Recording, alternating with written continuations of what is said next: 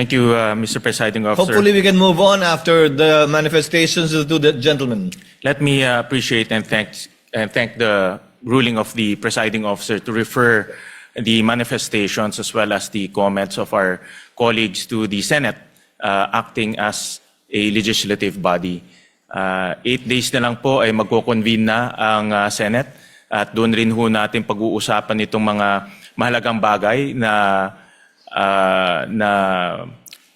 pag-usapan ho natin ngayon. At kanina po ay narinig ko po yung komento ng ating kasamaan si Senator Robin Padilla at ito po yung mga bagay na dapat rin po nating talakayin pag nagbukas na po ang Senado in 1 week's time.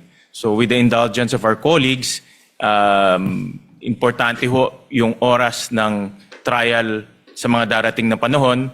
Nasabi ko nga nung mga ilang araw na mahaba pa yung ating dadaanan.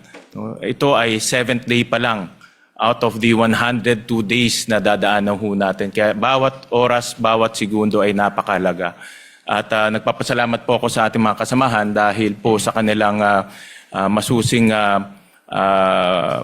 pag-participate ho dito sa ating impeachment. Pero dadating rin po tayo doon sa pagtatalakay nitong mahalagang issue pagbukas po ng Senado. Maraming salamat, Mr. Presiding Officer.